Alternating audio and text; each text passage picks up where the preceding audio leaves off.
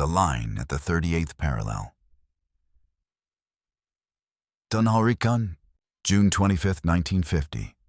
Korean Peninsula, just before dawn. The rain has stopped, but the ground is still slick with mud. Private First Class. Kim Yong-soo presses his cheek into the damp earth and listens. Somewhere ahead, beyond the low ridgeline, engines idle. Not tractors, not trucks. He knows the difference. He has grown up with both. These are tanks. The sky over the 38th parallel is beginning to pale. That thin gray light that comes before sunrise, when shapes are still uncertain and shadows stretch too far. Kim tightens his grip on his rifle.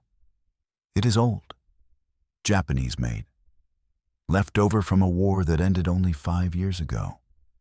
Like almost everything on this peninsula, it is a hand-me-down from someone else's conflict. Then the artillery begins. The first shell lands behind the hill, a dull thud that vibrates through the soil. The second lands closer. The third explodes directly into the trench line, spraying dirt, smoke, and metal into the air. Kim does not hear the order to fire. He hears only the roar, artillery, machine guns, the clatter of tracks grinding forward. Figures appear through the smoke, advancing in disciplined lines, rifles up, bayonets fixed. Red stars glint faintly on their caps. The war has begun. At the Hoftrain 38th parallel, there are no cameras, no declarations, no speeches. Just men firing at men in the half-light, unaware that within hours, the world's most powerful nations will be pulled into a conflict they insist they are not fighting. But to understand why this line exists at all, why Korea is split, why soldiers like Kim Yong-soo are crouched in mud instead of farming rice fields, you have to go back not to 1950, but to August 1945, or August 15th, 1945, Seoul. Japan surrenders. For 35 years, the Korean Peninsula has been a colony of the Japanese Empire. Its language suppressed, its resources extracted, its people conscripted into labor and war. Now, suddenly, the empire collapses. But liberation arrives without clarity. There is no Korean government waiting in exile. No unified resistance ready to take control. There is only a vacuum, and two armies racing to fill it. Washington, D.C., early August 1945. Two junior American officers are handed a map. They are told to draw a line. No one expects the decision to matter this much. They choose the Manner. The 38th parallel. A convenient geographic marker that roughly splits the peninsula in half and keeps Seoul in the American zone. It is meant to be temporary, administrative, a way to accept the Japanese surrender until Korea can be unified. No Koreans are consulted. No one imagines this line will become permanent. North of the line, Soviet forces move in quickly. They disarm Japanese troops, establish local committees, and begin reorganizing society along familiar lines. Land is redistributed. Factories are nationalized. Political opponents are sidelined, sometimes quietly, sometimes not. South of the line, American forces arrive months later, uncertain, underprepared, and wary of anything that smells like communism. They rely heavily on former Japanese administrators and conservative Korean elites to maintain order. Two zones, two systems, two futures. Out of this division emerged two men. Both claim to speak for Korea. Both believe history is on their side. Kim Il-sung, in the north, is young, charismatic, and ambitious. A former guerrilla fighter against the Japanese, he has spent years in exile in the Soviet Union. He wears a Soviet-style uniform. He speaks with confidence. And crucially, he has Moscow's support. Syngman Rhee, in the south, is older, rigid, and fiercely anti-communist. Educated in the United States, he has spent decades lobbying for Korean independence. He distrusts compromise. He believes force is the only language communists understand. Neither man believes the peninsula can remain divided. Both believe unification is inevitable. They disagree only on how. 1948. Two governments are proclaimed. In the north, the Democratic People's Republic of Korea. In the south, the Republic of Korea. Each declares itself the sole legitimate authority over all of Korea. The Civil War has already begun, just not yet openly. Border skirmishes are frequent. Raids, ambushes, small unit clashes. Hundreds die, then thousands. Villages are burned, police stations attacked. Guerrillas move through the hills. But to the outside world, Korea is still a sideshow. The real tension lies elsewhere. Berlin, Czechoslovakia, China. The Cold War is taking shape. October 1949, Beijing. Mao Zedong proclaims the Misread People's Republic of China. The Chinese Civil War ends in communist victory. To Washington, it is a shock, a loss. Proof, some argue, that containment is failing. To Moscow, it is a triumph and an opportunity. The balance in Asia has shifted. Kim Il-sung notices. Moscow, early 1950. Kim travels to meet Joseph Stalin. He argues his case carefully. The South is weak, he says. Corrupt, politically unstable. Its army is poorly equipped. The Americans are distracted. Europe, NATO, nuclear weapons. If the North strikes quickly, decisively, the South will collapse before the United States can react. Stalin listens. He does not commit immediately. He understands risk. A direct confrontation with the United States is not what he wants. The Soviet Union has tested its first atomic bomb only months earlier. Parity is fragile. A misstep could be catastrophic, but Kim persists, and Stalin calculates. Stalin eventually gives conditional approval, not troops, not overt Soviet involvement, but weapons, training, planning, and one crucial condition: if the Americans intervene, the Soviet Union will not fight them directly. This will be Korea's war, on paper. Kim Il-sung then turns to Beijing. China has just emerged from decades of war. Mao is rebuilding. He is cautious. But he also understands what an American-aligned Korea on his border would mean. Reluctantly, he agrees to support Kim if things go badly. The final pieces fall into place. June 1950. North Korean forces mass quietly along the 38th parallel. Soviet advisors finalize plans. Maps are drawn. Timetables synchronized. T-34 tanks, veterans of the Eastern Front, are positioned for a breakthrough. South Korean intelligence notices movement, but warnings go unheeded. Washington is skeptical. Korea is not seen as strategically vital. Secretary of State Dean Acheson has recently omitted it from America's defensive perimeter in Asia. The signal, intended or not, is clear. On June 25, 1950. At 4:00 a.m., North Korean artillery opens fire. The invasion is swift and overwhelming. South Korean units crumble under the assault. Their forces lack tanks. Their artillery is outgunned. Communications collapse. Roads clog with refugees. Families pushing carts, carrying children, fleeing south under fire. Within days, Seoul falls. Syngman Rhee flees. Bridges are blown prematurely, killing civilians trapped in the chaos. Panic spreads faster than orders.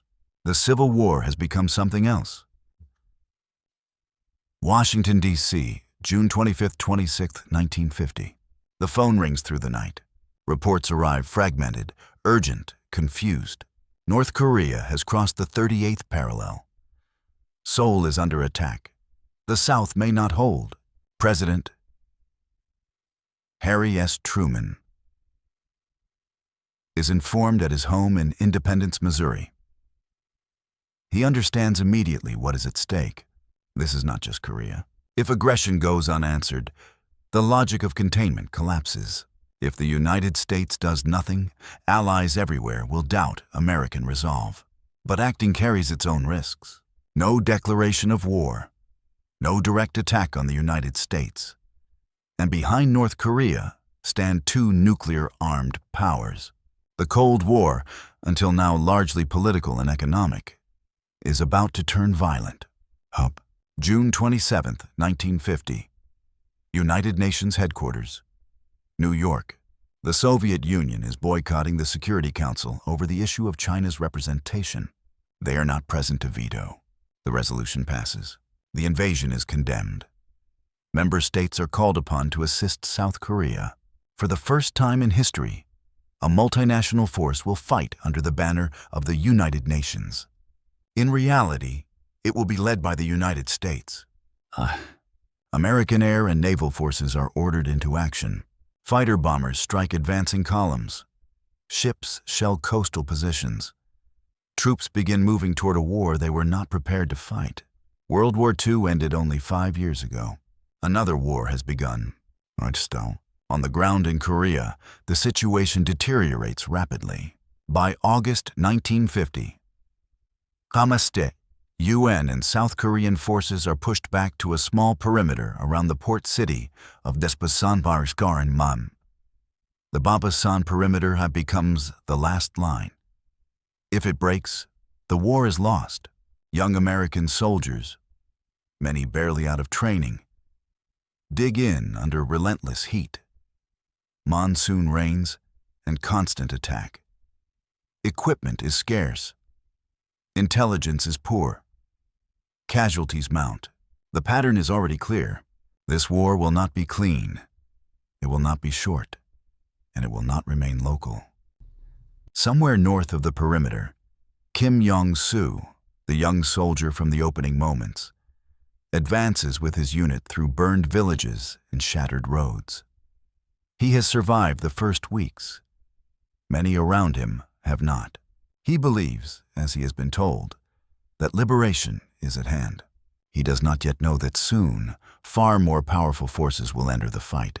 For him, and for millions like him, Korea is still a civil war.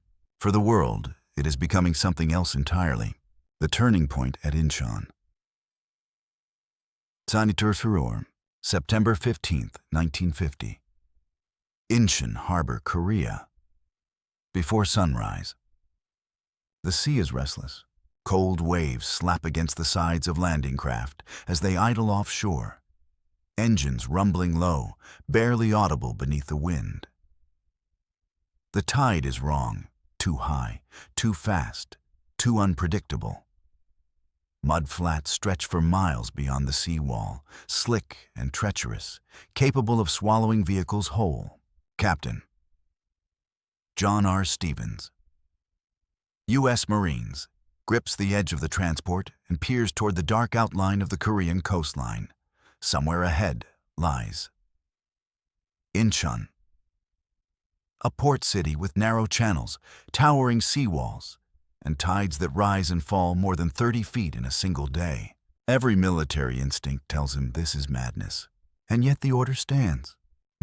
The plan is the brainchild of one man, General Douglas MacArthur, Supreme Commander of United Nations Forces, hero of the Pacific War, a man who believes audacity can substitute for certainty.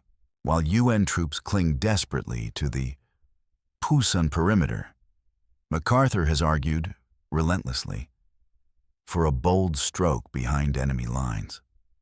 Not a gradual buildup, not a cautious advance, a decisive blow. Tokyo, UN Command Headquarters, August 1950. MacArthur stands before skeptical admirals and generals, pipe clenched between his teeth, gesturing at maps of Korea. Incheon, he insists, is the key. cut North Korean supply lines, recapture Seoul, trap the invading army between hammer and anvil. The objections come quickly. The tides are extreme. The harbor is narrow. The sea walls are high. Enemy defenses are expected. Failure would mean catastrophe. MacArthur listens, then dismisses them. The very arguments you make against Incheon, he says, are the reasons why the enemy will not expect us there. Against caution, against precedent, against conventional wisdom, the plan is approved. Or September 15th, 1950. Naval guns open fire before dawn. Shells crash into coastal positions, lighting the harbor in violent flashes. The silence that follows is brief. Then the ramps drop. Marines surge forward. Some slip immediately into the mud. Others scramble up ladders against the seawalls under sporadic fire. Rifles bark. Machine guns stutter. Smoke rolls through the streets, but the resistance is lighter than feared. The North Korean army, stretched thin by months of fighting in the south, has left Incheon lightly defended. By nightfall, the beachhead is secure. Word spreads quickly. The impossible landing has worked. So late September 1950, street by street, block by block, the capital becomes a battlefield. North Korean units fight desperately, knowing retreat may soon be impossible. Buildings collapse under artillery fire. Civilians cower in basements, caught between armies that both claim to be liberators. American and South Korean troops push forward cautiously. The memory of the city's rapid fall in June still burns. After days of brutal fighting, Seoul is recaptured. Syngman Rhee returns, triumphant, vengeful. Executions follow. Reprisals are carried out.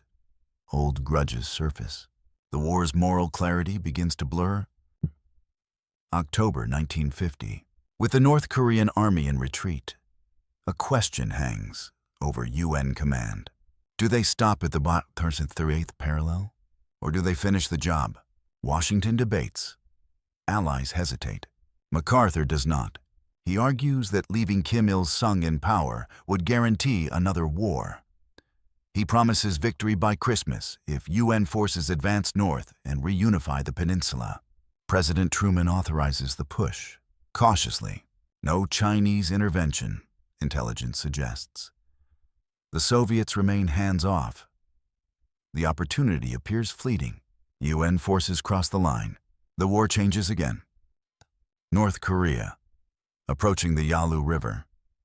Late October 1950. Temperatures drop sharply. Snow begins to fall in the northern mountains. Roads become ice. Vehicles stall. Supply lines stretch dangerously thin. American soldiers march north through villages already bombed, burned, emptied. The enemy seems to have vanished. Then, in the darkness, bugles sound. Chinese bugles. October 25th, 9th. There were People's Volunteer Army strikes, not in massed formations, but in waves. Thousands of Chinese soldiers pouring out of the hills at night, moving silently, attacking suddenly. They wear padded uniforms, carry minimal equipment, rely on surprise, numbers, and endurance. UN units are stunned. This was not supposed to happen. Earth. Chosun Reservoir, November 1950. The temperature plunges to minus 30 degrees Celsius. Weapons freeze. Vehicles refuse to start. Wounded men freeze where they fall. U.S. Marines find themselves surrounded by Chinese forces in the frozen mountains near the Chosun Reservoir. General Oliver P. Smith issues a grim assessment. We're not retreating. We're advancing in another direction. What follows is one of the most brutal fighting withdrawals in military history. Under constant attack, Marines fight their way south, carrying their wounded, abandoning equipment, refusing to break. The Chinese suffer enormous casualties. So do the UN forces. Victory now has a different meaning. Washington, D.C., winter 1950. The mood darkens. The war that seemed nearly won has exploded into something far larger. China is now openly involved. Casualties climb. The risk of escalation grows. MacArthur begins to speak publicly, too publicly. He criticizes policy, hints at expanding the war into China, suggests using nuclear weapons. President Truman listens, then decides. Sir, April 11th, 1951. Douglas MacArthur is relieved of command. The announcement shocks the world. The general returns home to parades and applause. Truman absorbs the political damage in silence. Civilian control of the military has been upheld. But the war grinds on. By mid-1951, the front stabilizes near the original dividing line. Trenches are dug. Artillery duels become routine. Patrols probe hills with no names, only numbers. The Korean War has entered its most exhausting phase. Not victory, not defeat, stalemate. For the soldiers on the line, time stretches endlessly. For the civilians caught between shifting fronts, survival becomes the only objective. For the superpowers watching from afar, the lesson is clear. This is what a proxy war looks like. Fierce, limited, unresolved. And it will not be the last. Stalemate, negotiation, and the shape of future wars. Summer 1951, Korean Peninsula. The hills have numbers now. Hill 983, Heartbreak Ridge, Bloody Ridge, Pork Chop Hill. Names are unnecessary. Everyone knows what they mean. They mean men climbing slopes under artillery fire. They mean ground taken by night, lost by morning. They mean trenches carved into rock, sandbags shredded by shrapnel, bodies frozen in place until darkness allows them to be retrieved or left behind. The front line has settled near where it began, close to the 138th parallel. But the war has not slowed. It has simply changed its rhythm. July 1951, Kaesong. Negotiations begin. Under white flags, delegations from the United Nations Command and the North Korean Chinese side meet in a battered town north of the front. The buildings are scarred, the streets empty. Guards stand rigid, watching every movement. The talks are meant to end the war. Instead, they become another battlefield. Arguments erupt over the shape of the table, over flags, over wording.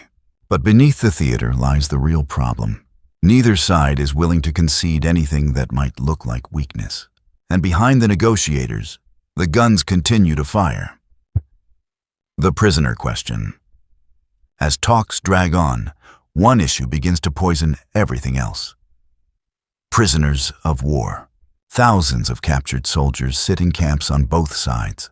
But unlike previous wars, many prisoners, particularly North Koreans and Chinese, refuse to be repatriated. Some fear execution, others fear persecution. Some simply do not want to return. For the communist side, this is unacceptable. Forced repatriation is demanded. The United States refuses. What sounds like a legal dispute becomes a moral standoff and a propaganda war. The talks stall. The killing resumes with renewed intensity. Nor the air war. Above the hills and trenches, another conflict rages. In the skies over northwestern Korea, an area pilots begin calling MiG Alley. Jet fighters clash at speeds never seen before. American F-86 Sabres duel with Soviet-designed MiG-15s. Silver shapes twisting through thin air. Soviet pilots, many of them veterans of the Second World War, fly secretly under Chinese or North Korean markings. They are not supposed to be there. Officially, the Soviet Union is not fighting. Unofficially, it is very much involved. Dogfights erupt without warning. Cannons flash, aircraft spiral down trailing smoke. If a Soviet pilot is captured alive, it would be a diplomatic disaster. So they are ordered never to cross too far south, never to speak Russian on the radio, never to be taken alive. This is the Cold War's logic made airborne. The ground war continues. By 1952, Korea resembles the Western Front of World War I more than the mobile battles of World War II. Static lines, constant shelling, limited offensives designed to seize leverage for negotiations rather than decisive victory. Young American soldiers rotate in and out, counting days. South Korean troops bear the brunt of manpower losses. Chinese forces rotate massive formations, absorbing casualties with grim determination. Civilians suffer the most. Villages are bombed repeatedly. Refugees drift endlessly. Famine and disease spread quietly behind the lines. There is no safe rear area in Korea. Washington and Beijing. In the capitals, patience thins. In the United States, the war becomes deeply unpopular. There is no clear progress. Casualties continue. The phrase, limited war, begins to sound like a contradiction. In China, Mao Zedong faces his own pressures. The war has proven China's strength, but at terrible cost. Hundreds of thousands of Chinese soldiers are dead or wounded. The economy strains under the burden, yet neither side wants to blink first, because Korea is no longer just Korea, it is precedent. March 1953, Moscow. Joseph Stalin is dead. The news moves cautiously through the communist world, wrapped in ceremony and uncertainty. In private, calculations begin immediately. Stalin had pushed hard. Stalin had insisted on endurance. Stalin had been willing to bleed allies indefinitely. Without him, priorities shift. The Soviet leadership signals, quietly, that an end to the war would be acceptable. The message reaches Beijing, then Pyongyang. Momentum changes for the first time in years. The final push for peace. Negotiations resume in earnest. The prisoner issue is finally resolved through compromise. Voluntary repatriation with neutral oversight. Maps are redrawn. Ceasefire lines clarified, guarantees drafted. No one is satisfied. But exhaustion outweighs pride. July 27, 1953. Panmunjom. The armistice is signed. Not a peace treaty. An armistice. The guns fall silent at 10 p.m. After 3 years of war, the front line freezes into place, almost exactly where it began. Kapperstelbekarm, demilitarized Zonen, is established, 4 kilometers wide, slicing the peninsula in two. It becomes one of the most heavily fortified borders on Earth. Millions are dead. The peninsula remains divided. Mastin, or what the Korean War changed. The Korean War does not end the Cold War. It defines it. From this point forward, the rules are clearer and more dangerous. The superpowers will not fight each other directly. They will fight through others. They will provide weapons, advisors, money, intelligence. They will deny involvement while shaping outcomes. Vietnam, Afghanistan, Angola, Central America, the Middle East. The pattern begins here. For Korea, the cost is permanent. Families divided, cities destroyed and rebuilt. A war that technically never ends. For the world, the lesson is stark. Peace can exist without peace treaties. War can exist without declarations. And millions can die without the superpowers ever firing at each other directly. The Korean War is often called the Forgotten War. It should not be, because it taught the Cold War how to kill.